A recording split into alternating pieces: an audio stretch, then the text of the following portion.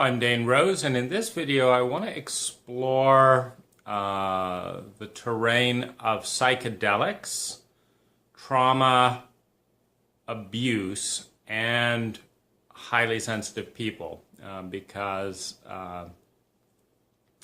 as I've been listening to a lot of Terence McKenna, who I would strongly encourage you to consider, and other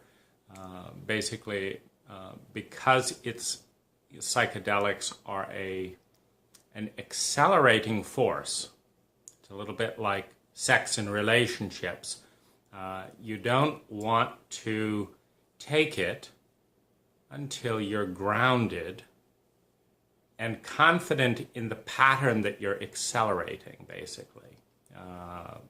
I will not have sex with a partner until we have some sense of container,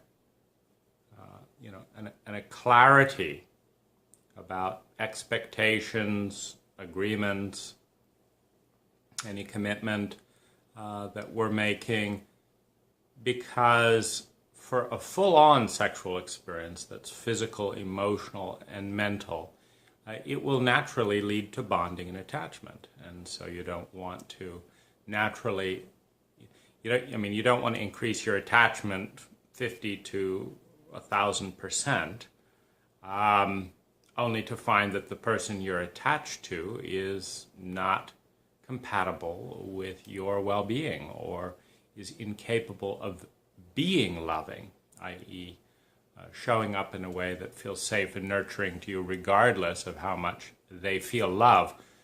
Being loving is about, compatibility and behavior, not just a feeling.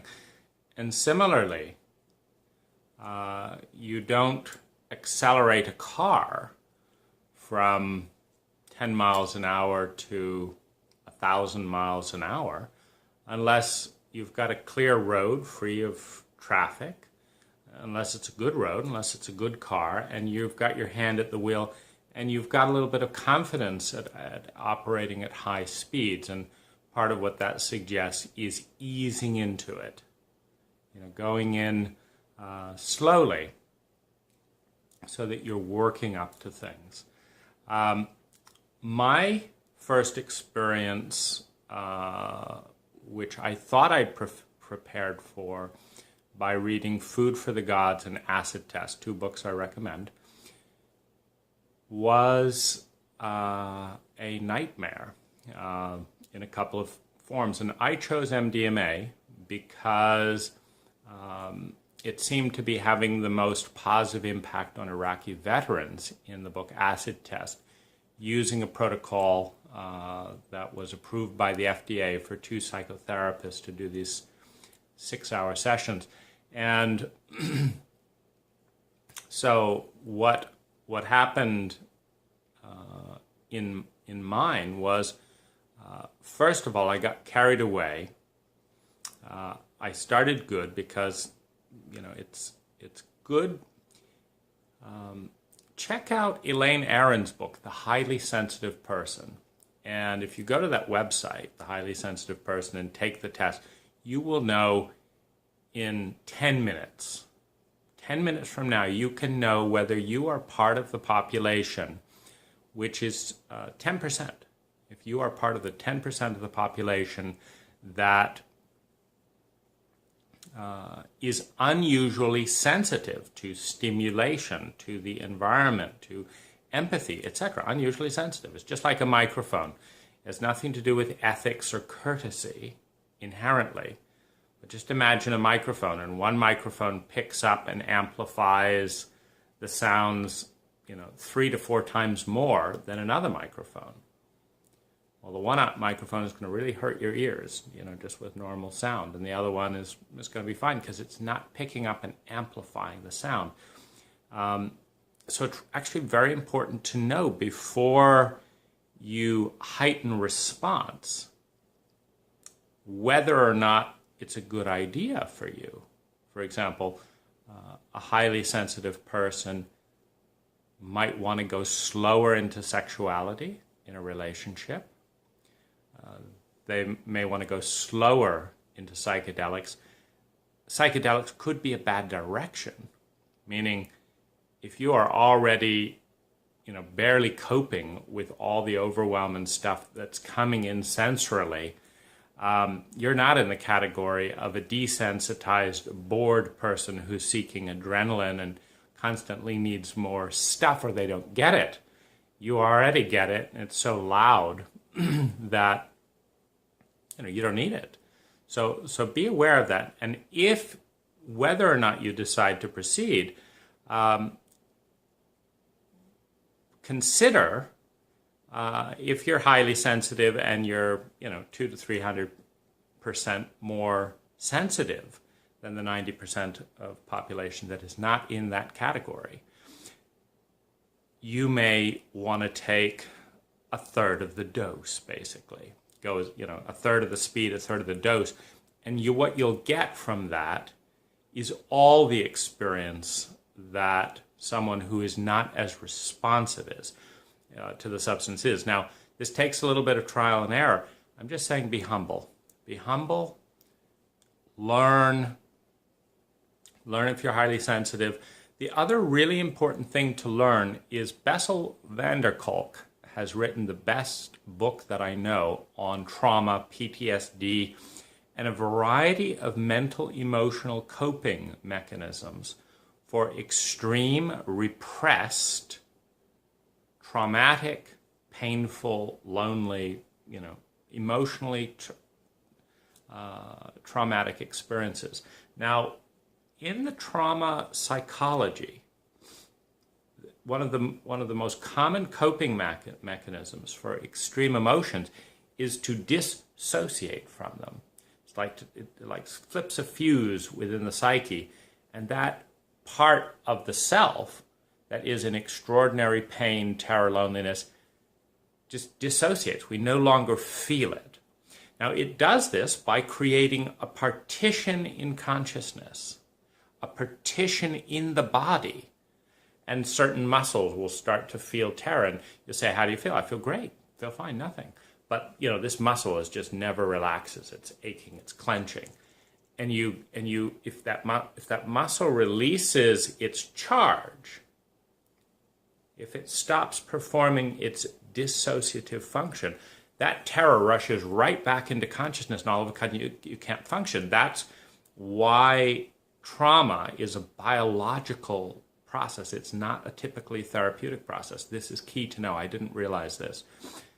It's a biological process, and it's at the core of survival. So it's critical to understand trauma and the traumatic mechanism before you engage in boundary dissolving activities. So merging, sex, psychedelics, they are all boundary dissolving processes and substances. The chemicals that get produced in falling in love and sex, they blur the boundary. But they don't only blur the boundary between you and another person, they start to blur the boundary with the deep, repressed, painful, terrified emotions. Now, this is key to understand because it is very, very possible, I would say at least a third of the population has deep, repressed, traumatic emotion. Now, going into boundary dissolving activities will be terrifying.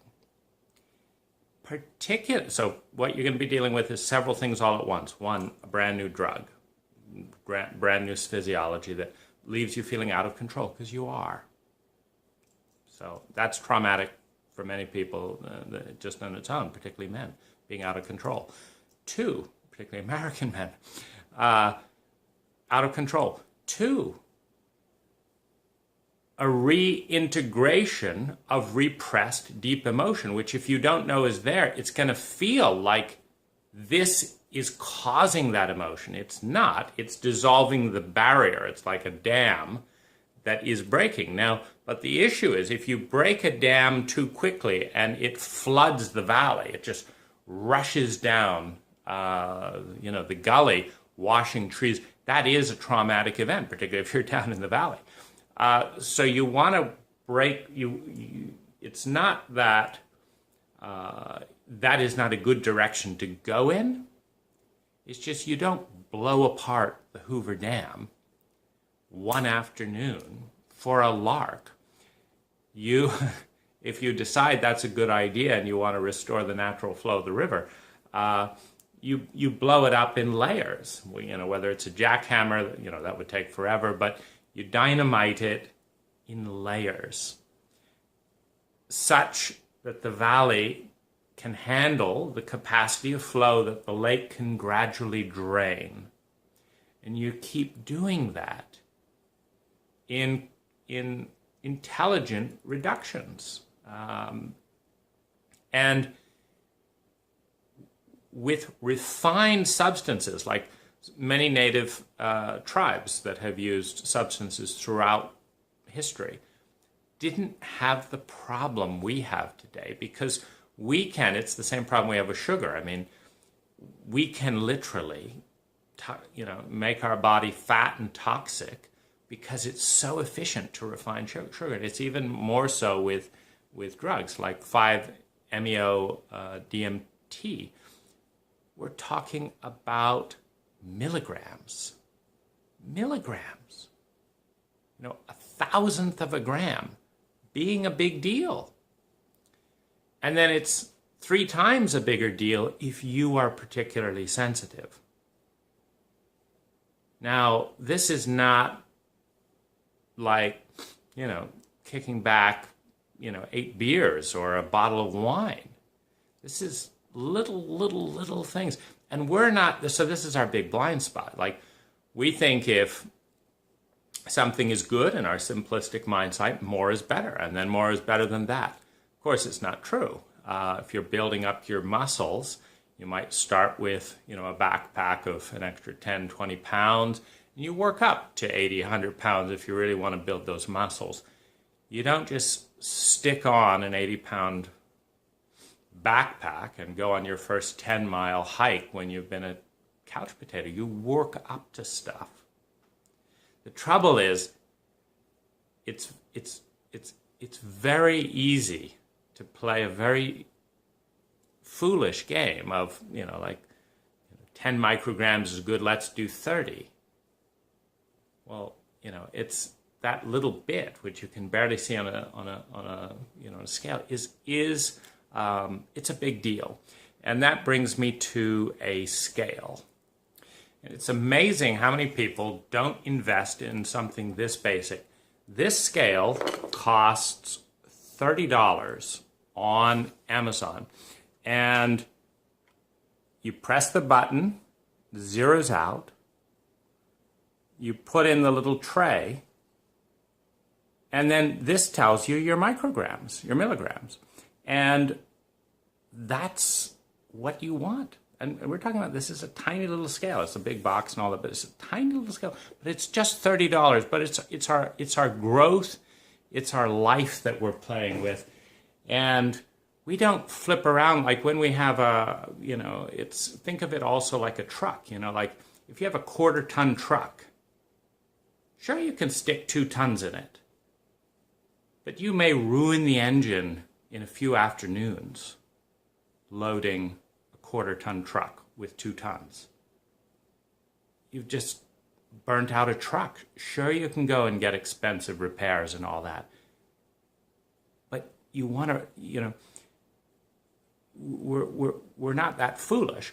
And that kind of ties in with, heightened sensitivity. We need to learn with patient care and humility what our body and consciousness carrying capacity is for a given substance. Everyone is different. So you need a microscale, and it's good to build up. So on MDMA, they'll typically, and then there's purity. So there's this really, really important to respect the journey, respect yourself. Respect this like you would a 1,000% accelerator. Because if you just wouldn't floor the gas for no reason and start causing mayhem and car crashes every which way, don't floor the gas in consciousness and create all kinds of dissociative confusion and an upset. But so get pure material from a reliable source. Number one, use a scale. I had someone sell me 2 MDMA tablets. I measure them. They say they're 120 grams each. I measure them.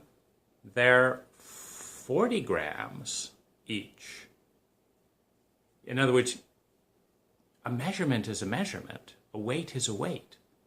So with your scale, you don't need to say, what weight is this? You put it on your scale and you see.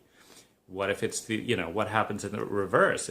If someone says this is 20 grams and it's 60 grams, and that's a devastating pace given your skill in navigating the terrain.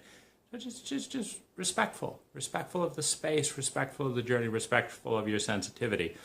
With MDMA, I started with 60 milligrams and had a profound experience. I got carried away. Then I did 30. So now we're at 90, and then I did 40. The last one was a terrible mistake. I was doing this successively. I was getting a lot of deep growth work and journaling and stuff. I became incoherent. As soon as I took the after 90, I was doing it in kind of 2.5-hour waves. I had a sitter there. I had an experienced sitter. So the other thing is, I would say, is having had unfortunate events happen with 2 experienced sitters, both of whom I paid, and both of whom, put themselves out there as that kind of thing. I would say that a sitter is positive. It's certainly positive to investigate. But far more importantly, I think it's good because there's also different strains of things. Like I started, when I wanted to have my first mushroom experience, I started with 1/20th of one mushroom. And I noticed it had a noticeable effect for some hours, which gets to the next thing. It's a little bit like volume. So let's imagine you want to listen to a piece of music.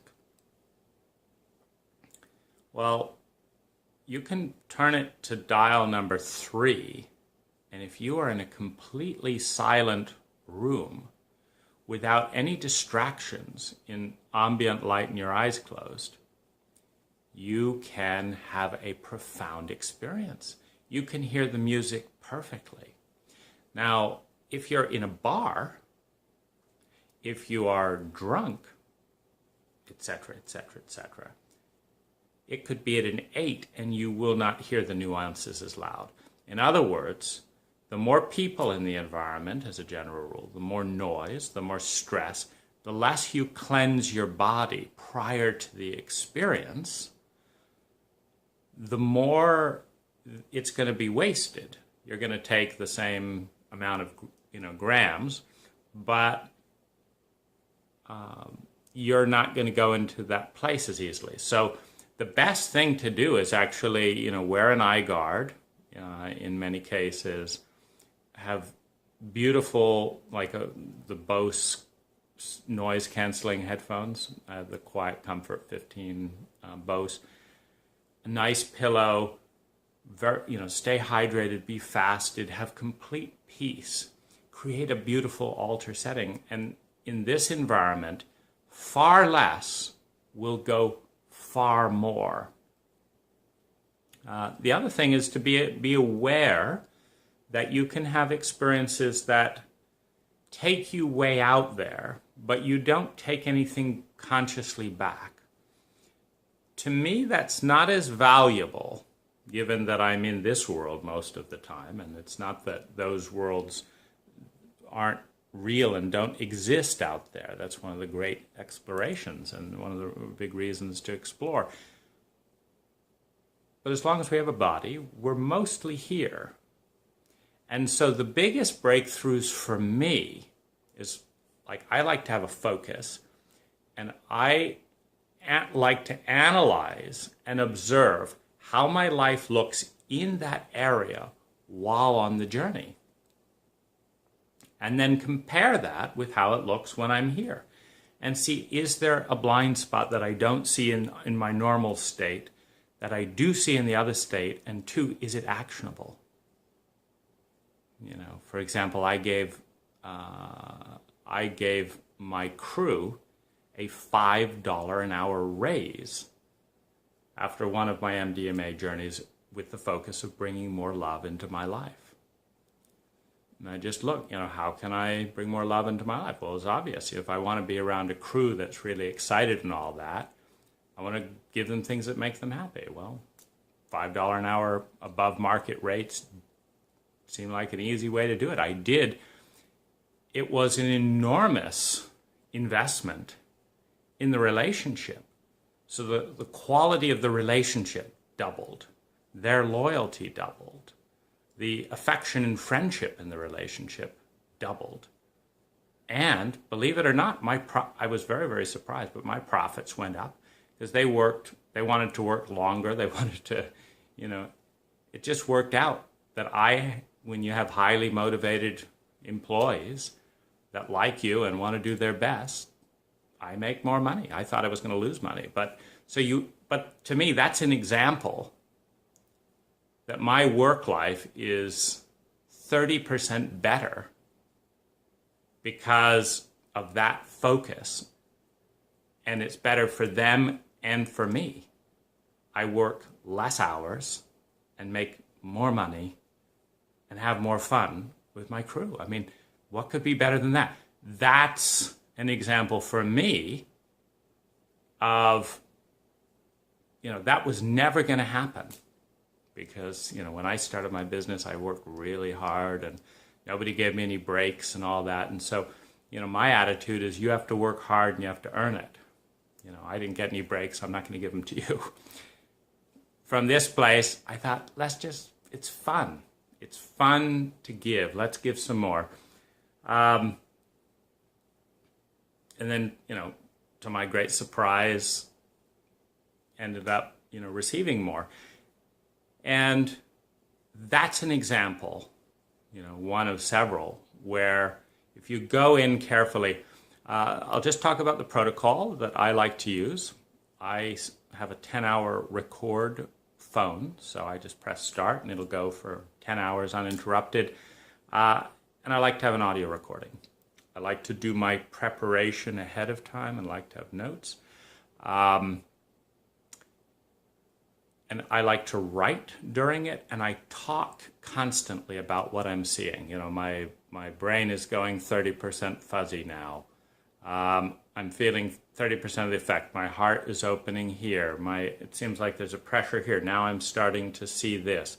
If I look at this area of my life from here, I'm trying to keep myself aware of what I'm experiencing that's different, because the whole point of an altered state is to have a comp.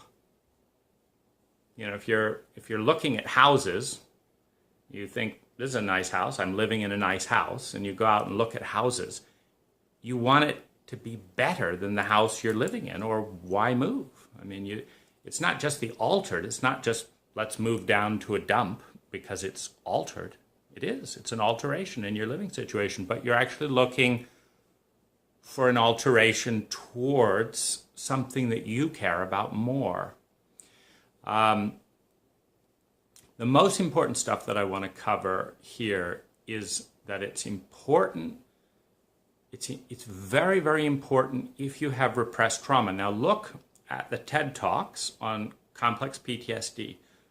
Read the Bessel van der Kolk book on trauma. Read the book Healing Trauma by Stephen Levine. They're available on Audible. Great way to ingest, you know, dozens of hours worth of stuff while walking, cooking, and all that.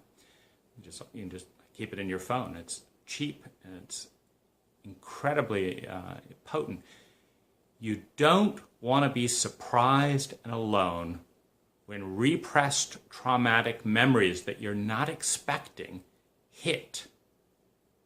You want to do this in a therapeutic setting with people that understand trauma. You want to get a sense of how high your trauma score is. The Adverse Childhood Experience Study, just do a search, ACE study, take the test. You know, like if you're a 4 or more on that test and don't know the ins and outs of trauma, do not proceed. If you're a 2 or less, you know, maybe you get away with it. I just wouldn't chance it. I had a horrendous experience. I had no idea I had trauma. I had no idea what it meant. You know, no bombs had gone off in my neighborhood. I hadn't been to war. I thought that's trauma. I hadn't been to Vietnam. No. When you're a child, you know, when you weigh 4 pounds, just about any adult being clumsy to you can terrify you. And you have that going on repetitively and dogs playing with you. And I mean, you can be scared shitless as a child in a dissociative culture. You have parents yelling at you and they're trying to save you from getting in a car, but all you know is you've been pummeled by a dog, shaken, and now your parents are yelling at you as if you're the worst thing in the world. And it just feels devastating, particularly if your parents are unemotionally connected and available and don't repair that immediately and don't let you know it's not your fault. You know, so there's stuff like that which I didn't know, and I didn't know trauma was biological. So that's actually the main prompt of this video, is I'm watching so much great stuff, but nobody's mentioning this trauma piece. Listened to over 100 hours of Terence McKenna, not one mention of it. It's big though, very big. There's about a third of a chance that you need to do some trauma-related work and understanding. And at the very least, because the biggest areas you get stuck with psychedelics is as they try and dissolve the boundary and you've lost control, the substance is going to do it. It's going to dissolve the boundary. But some part of you isn't ready to feel those emotions and they start rushing in and you fight it, but you can't. And then that becomes the new trauma. The new trauma is you're terrified of what's opening up, but you've invited it to open up. You're just not prepared for it because you don't know what's there. You're not expecting it and you don't understand the mechanism. You don't know what's going on. So do that work. Make it into a sacred experience. Start with a small dose. Make it into a ritual. Learn some of the protocols. Acid test goes into some great protocols for MDMA and its possible work with PTSD. And, you know, then there's plenty of other stuff. Ayahuasca seems to be a little bit more of a gentle substance, but it's very important to have a rapport with your teacher and that their motivation is, number one, being of service. Because out in those oceans of soul, out in those beautiful oceans, where what is most precious and beautiful is on the line, you want someone who cares. You want someone that sees, that cares, and that's in it for love. It's fine if they get paid, they don't, whatever, a gift or not, but that they're in it for love. That they will take a stand for you. Because if they're in it for love and you have a 3-day horrific nightmarish thing and someone needs to sit with you and hold you and be with you for 3 days, that's why they're there. Because they love you. And so it's whatever it takes. If they're in it for the money, it's like, oh, you're a difficult customer. You're in my top 10% difficult customer. I hate these customers. And you do not want to feel like a burden because you're with a pseudo-shaman who doesn't know what they're doing, who's trying to make a quick buck. You want your sitters to be there for love, and you want them to be attuned. You want to be going into this a little bit like, you know, Magellan setting across the Atlantic. You do not know what you will find. And that's the beauty. If you've got someone who's willing to support you, and you're willing to be there with yourself and go all the way, and you give yourself at least 3 days on the other side of some of these things in order to integrate, to let your body do what it needs to do. Give yourself at least 3 days on the other side.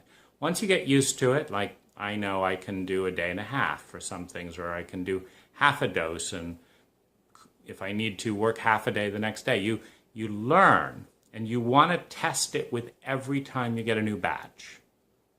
So you ordered Stropharia cubensis mushrooms from one place, you order Stropharia cubensis mushrooms from another place, now you're getting another variety of mushroom, or it's from another source. You need to test because it's different, or it may have changed by seasonal. So you eat a little bit. You notice its effect at 1/10 to 1/20th of the proposed dose, and you use that to regulate. And if you've got an open-ended amount of time, and we remember that we're not in this huge hurry. I mean, we've got our lifetime in which to grow and play. Then, if we allow a good window, you can start nibbling and just kind of get a sense of what's right. Fasting is usually a good idea for, 8 to 12 hours. Lots of liquids, herbal supplements. And then one final thing. There are a variety of plants that you can look that based on your state and area are not illegal. I mean, it's this battle where just about every time a plant gets discovered that could be positive for scientific and consciousness exploration, they quickly ban it from everything, including scientific testing. But there's always new plants being discovered. So if you look online and look at all the current lists, you can go to other places, whether it's Peru, or there's even some churches in the United States that do, ayahuasca. Costa Rica has a very liberal policy, so you can go there with relative safety, and it's a very serene and beautiful country. But you can also grow plants wherever you are and actually have the pleasure of growing and preparing them and create altered state experiences in your own garden, in your own home. Just read carefully about the risks. And my biggest mistake was assuming that if I read 2 or 3 people and nobody mentioned a risk in those 2 or 3, that's covered. It's a subject, you look at how they're prepared for going to the moon. They really, billions of dollars, mostly in preparation and kind of have a safety net, have people who can help you if you need that help. Prepare. But it's a beautiful journey, particularly for highly sensitive people. It can be profoundly healing for trauma and PTSD, but it can also be a nightmare if you have not been fed the information that you need. So, blessings and good journeys.